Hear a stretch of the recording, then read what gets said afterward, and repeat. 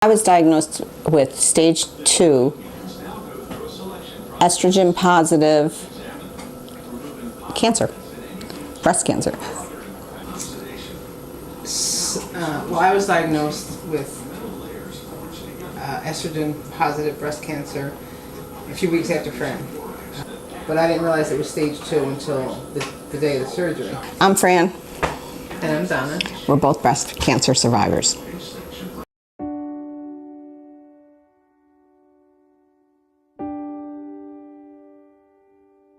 I went for the mammogram, and I knew when they asked me to, oh, we need to take another picture, and we need to do your ultrasound again and again, and they kept looking, and the lady kept putting her hand on my shoulder. I knew that it was not going to be good. Every single woman on both sides, my mother's side and my father's side, has had breast cancer, so I didn't expect it to be that moment, but I knew that was, at that moment, that's what it was. I didn't tell anybody except for your mother. And then she went and did her own exam, and she felt something, so I made her go and get a mammogram. I was devastated when I found out about Fran, and then I started thinking about myself and when was the last time I went for a mammogram, and I realized I was overdue, and then I felt something, and I told Fran, and she's like, we're going, so she came with me, and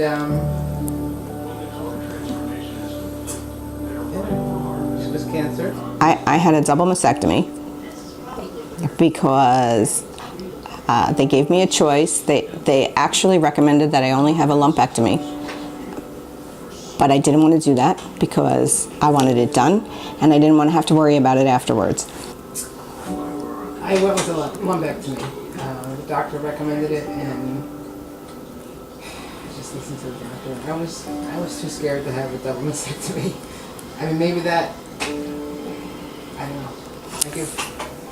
I was scared. And my surgery wasn't until the middle of August, and I didn't tell my kids until the day before the surgery because I didn't want to worry them either. I just set them down. You're going to make me cry now.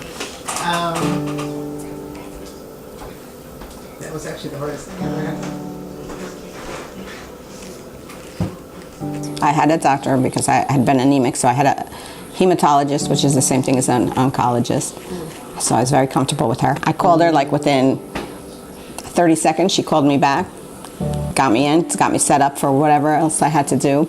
And then when Donna got her results, I called her again, and she set both of us up.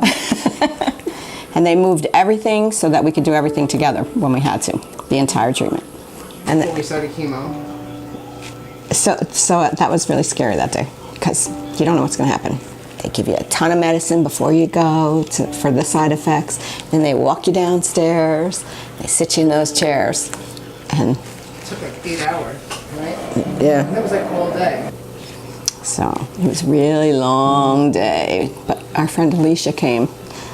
Alicia's like Mary Sunshine.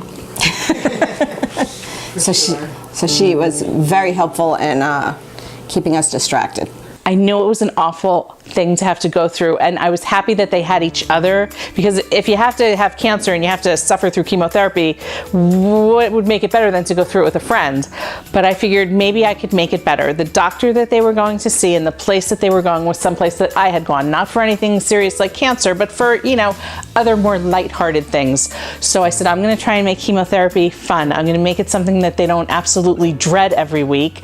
And we did. So we didn't even tell anybody that I was going with them because, you know, people would get jealous, and I don't know why they'd get jealous, but they'd be like, well, I want to go to chemotherapy with them. So we didn't even tell anybody.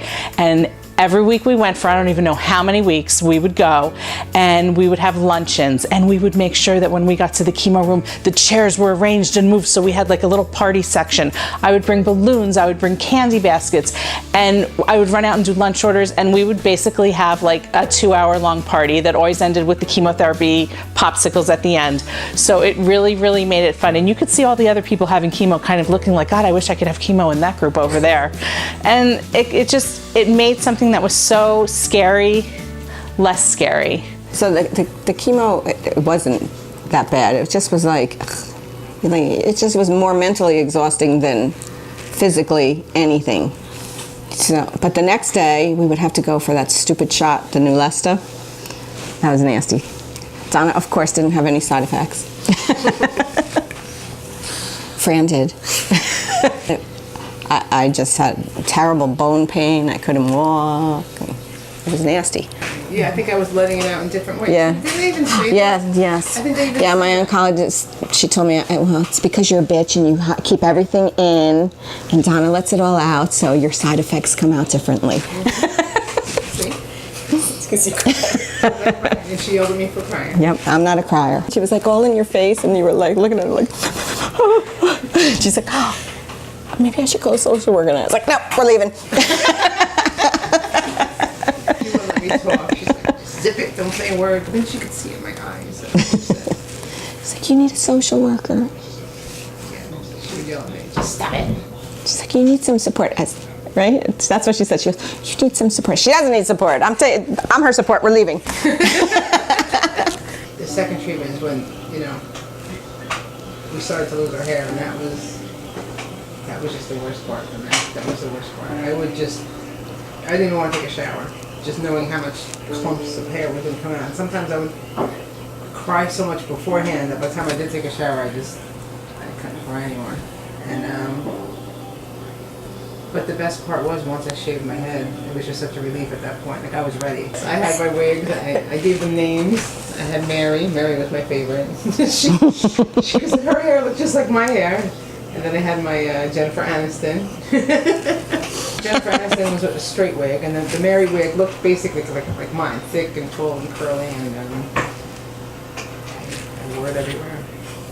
I had to. I just wasn't myself without it. You want a fan? There's Uncle Fester over here. That's right. She just went for it, right, Fran? No, I tried the wig, but it was so hot I couldn't take it. I couldn't stand it. It was horrible. I felt good when it was off. I shaved it. I waxed it. I wanted it to be shiny. Didn't you look like that lady in Orange is the Oh my God, yeah. It looked like red from Orange is the New Black. Remember my little patch?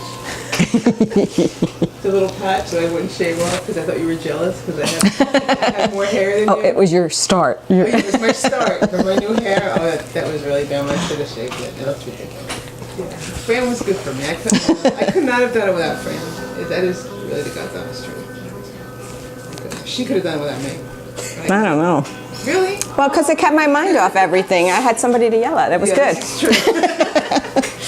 This is true. Oh, thank you, Fran. Thank you, Fran. See, I knew I needed you, but I didn't know you needed me. Yeah, see? I made it just, It's all for a reason. I didn't have to think about me.